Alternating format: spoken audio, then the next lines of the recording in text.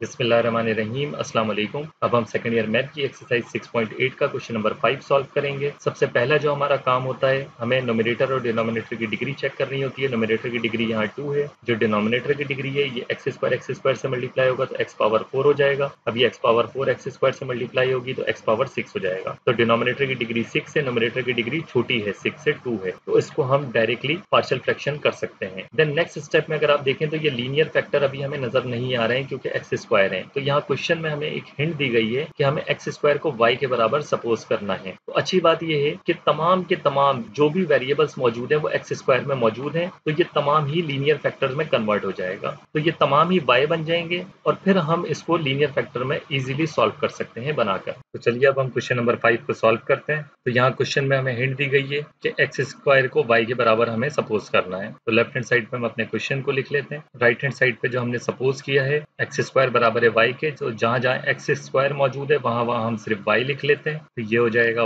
Y plus ए square, y plus B square, y plus सी square और y plus D square. अब ये अगर आप देखें तो यहाँ पर तमाम के तमाम लीनियर फैक्टर्स मौजूद हैं, जबकि स्मॉल ए बी सी जो लिखे हैं यहाँ पर कांस्टेंट है। इसके हम पार्शियल फ्रैक्शन बना लेते हैं। ये constant a divided by y plus B square plus constant b y plus C square और constant c y plus D square. अब हम इक्वेशन की बोथ साइड इस डिनोमिनेटर से मल्टीप्लाई कर देते हैं। तो लेफ्ट हैंड साइड पे ये रह जाएगा y प्लस ए स्क्वायर, क्योंकि जब ये कंप्लीट डिनोमिनेटर यहाँ मल्टीप्लाई होगा यही सेम चीज, तो ये कंप्लीटली कैंसिल आउट हो जाएगा ऊपर और नीचे। यहाँ पर y plus B square cancel out हो जाएगा, तो ये रह जाएगा a y plus C square y plus D square, then फिर प्लस b, यहाँ y प्लस सी स्क्वायर से y प्लस सी स्क्वायर कैंसिल आउट हो जाएगा, रह जाएगा y plus B square y plus D square, यहाँ y प्लस डी स्क्वायर से y plus D square cancel out हो जाएगा, ये दोनों रह जाएंगे। तो प्लस c, इसको हम इक्वेशन नंबर a का नाम दे देते हैं, इसको इक्वेशन नंबर 1 का नाम दे देते हैं। अब 1 बाय 1 हमें इन फैक्टर्स को जीरो करना है। तो देखें 3 डिफरेंट फैक्टर्स हैं और 3 ही हमारे पास कांस्टेंट मौजूद हैं a b c।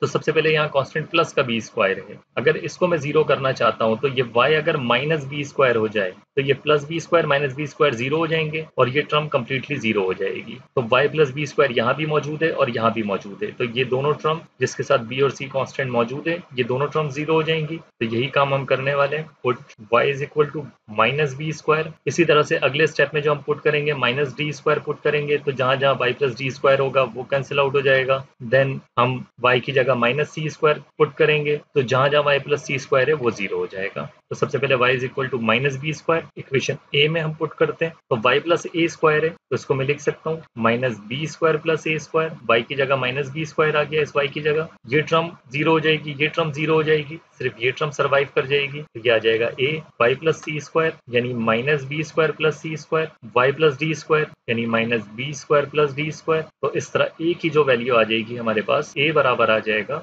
ये माइनस बी स्क्वायर प्लस ए स्क्वायर लिखा है, इसको मैं लिखूंगा a square minus B square. Order change करने से कोई फर्क नहीं पड़ता, एडिशन को म्यूट करती है। इसी तरह ये दोनों टर्म्स यहाँ मल्टीप्लाई हो रही हैं, इक्वल के इधर आकर A square minus B square से डिवाइड हो जाएंगी। तो यहाँ लिखा है माइनस बी स्क्वायर प्लस सी स्क्वायर, तो इसको मैं C square minus B square लिख देता हूँ और ये हो जाएगा D square minus B square. तो ये ए की वैल्यू आ गई है हमारे पास। देन नेक्स्ट स्टेप में put y is equal to minus C square, तो यहाँ माइनस सी स्क्वायर आ जाएगा, ये प्लस सी स्क्वायर पहले से मौजूद है, तो ये माइनस सी स्क्वायर प्लस सी स्क्वायर जीरो हो जाएगा और ये कंप्लीटली इस y प्लस सी स्क्वायर जीरो होने की वजह से ये टर्म जीरो, यहाँ भी y प्लस सी स्क्वायर मौजूद है तो ये टर्म भी जीरो हो जाएगी, सिर्फ ये वाली टर्म सर्वाइव कर जाएगी बी वाली। तो इक्वेशन 1 में हम पुट कर देते हैं, ये y प्लस ए स्क्वायर है, इसको मैं लिख सकता हूँ ए स्क्वायर माइनस सी स्क्वायर, यानी ए स्क्वायर पहले लिख दिया, y की जगह माइनस सी स्क्वायर लिख दिया मैंने, तो ये रह जाएगा b, ये y प्लस बी स्क्वायर है तो बी स्क्वायर प्लस वाई समझे एक ही बात है, तो बी स्क्वायर माइनस सी स्क्वायर हो जाएगा। ये y प्लस डी स्क्वायर है तो डी स्क्वायर प्लस वाई ऐसे समझ लें, तो डी स्क्वायर माइनस सी स्क्वायर हो जाएगा, y की जगह माइनस सी स्क्वायर आ गया। तो इस तरह इस कांस्टेंट b की जो वैल्यू आ जाएगी हमारे पास ए स्क्वायर माइनस सी स्क्वायर डिवाइड,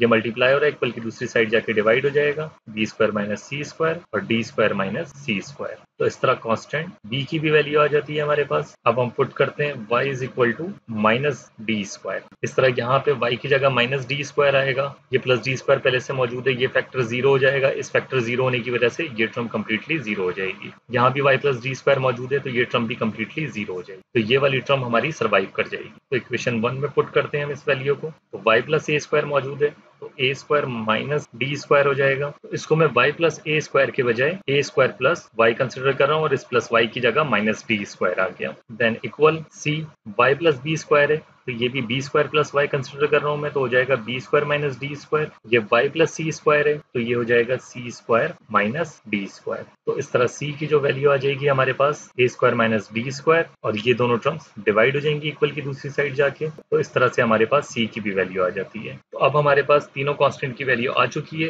इन तीनों वैल्यूज को हम इक्वेशन नंबर ए में सब्स्टिट्यूट कर देते हैं, और जहां जहां y लिखा है वहां बैक सब्स्टिट्यूशन कर देते हैं एक्स स्क्वायर के बराबर। तो ये हमारा क्वेश्चन था लेफ्ट हैंड साइड पे एक्स स्क्वायर प्लस ए स्क्वायर, तो ये बराबर आ जाएगा constant a divided by y plus B square था, तो constant a divided by X square plus B square होगा ये। तो कांस्टेंट क्या है हमारे पास, ये पूरा पार्ट, तो ये ऊपर न्यूमरेटर में आ जाएगा a square minus B square, ये पार्ट डिनोमिनेटर में आ जाएगा सी square minus B square, b square minus B square, और यहाँ y प्लस बी स्क्वायर था तो y की जगह बैक सब्स्टिट्यूशन भी करेंगे, तो ये हो जाएगा x square plus B square. Then plus b divided by y plus C square, तो यहाँ b की वैल्यू लिख लेंगे, ये a square minus C square, b square minus C square, d square minus C square, और last में y plus सी square था तो ये हो जाएगा एक्स स्क्वायर प्लस सी square. Then plus constant c, तो c बराबर है इसके, तो ये आ जाएगा a square minus D square, और डिनोमिनेटर में b square minus D square, c square minus D square, और y प्लस डी स्क्वायर था तो x square plus D square हो जाएगा। तो इस तरह से ही हमारे क्वेश्चन नंबर 5 का भी आंसर आ जाता है। तो होप कि आपको ये सॉल्यूशन समझ आया होगा। नेक्स्ट वीडियो में नेक्स्ट क्वेश्चन के साथ आपसे मुलाकात होती है, तब तक के लिए अल्लाह हाफिज।